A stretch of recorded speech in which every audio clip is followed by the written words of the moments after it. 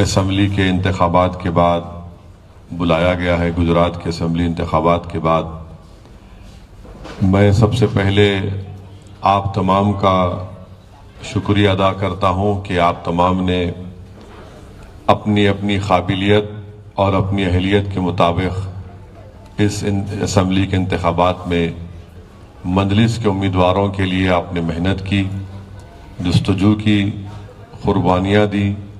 میں آپ کا شکریہ ادا کرتا ہوں۔ دوسری بات آپ سے یہ عرض کرنا ہے کہ آپ تمام لوگ جب اپنے اپنے مختلف اسمبلی کے ودھان سبھا اور اسمبلی حلقہ کو واپس جائیں گے، میری آپ سے ادباً گزارش ہے کہ آپ میرا شکریہ وہاں کی عوام کو بھی دیجیے جنہوں نے مجلس کے لیے محنت کی اور مجلس کے امیدواروں کے لیے انہوں نے اپنے ووٹ کا استعمال کیا۔ تیسری بات مجھے آپ سے یہ عرض کرنا ہے کہ یہ اسمبلی انتخابات کے نتیجے ہماری خواہش کے مطابق نہیں آئے، تو میرا ماننا یہ ہے کہ سب سے پہلی بات تو یہ ہے کہ یہ اللہ سبحانہ و تعالیٰ کا فیصلہ ہے اور مشیت الہی کے فیصلے کو ہم کو قبول کرنا ہے، اور انشاءاللہ تعالیٰ ہم یہ جو فیصلہ آیا ہے اس سے مایوس نہیں ہے، کیونکہ جمہوریت ہے اور عوام نے اپنا فیصلہ دیا ہے۔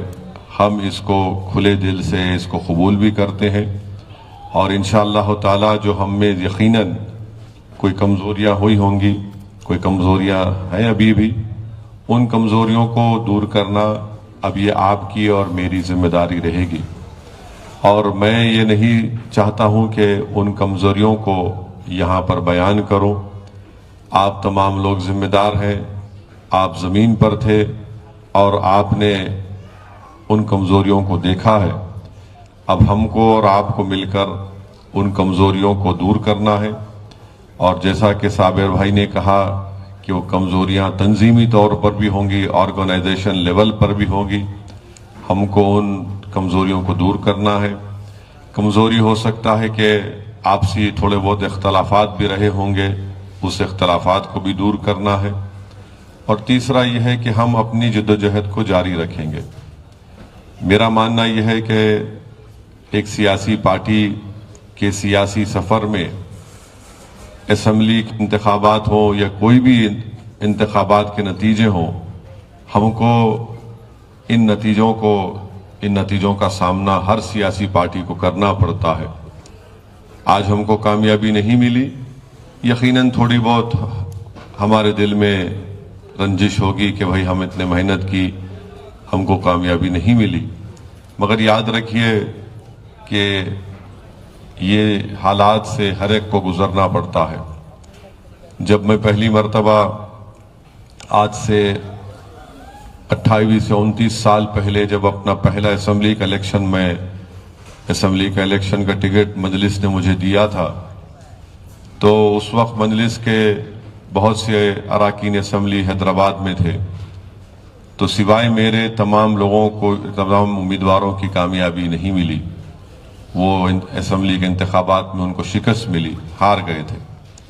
میں واحد رکن اسمبلی منتخب ہوا تھا، تو الحمدللہ جو پہلی چیز میں نے اپنے مرحوم والد سے سیکھی تھی کہ جب میں اسمبلی کا الیکشن کا سرٹیفکیٹ لے کر، اس وقت اس زمانے میں الیکٹرانک ووٹنگ مشین نہیں تھی، بیلٹ پیپر سے کاؤنٹنگ ہوتی تھی، تو بیلٹ پیپر کی کاؤنٹنگ 24 گھنٹے کبھی 35 گھنٹے بھی چلتی تھی۔ خیر بہرحال میں رات میں بہت رات ہو گئی تھی، میں اپنا سرٹیفکیٹ لے کر جب اپنے گھر کو گیا اور اپنے والد مرحوم سے ملاقات کی، تو انہوں نے، مجھے سمجھ میں نہیں آ رہا تھا، میں نیا سیاست میں تھا، مجھے ان تمام حالات کی باتیں نہیں معلوم تھی۔ آج بھی مجھے تھوڑی بہت باتیں آتی ہیں، بہت سی باتیں سمجھ میں نہیں آتی۔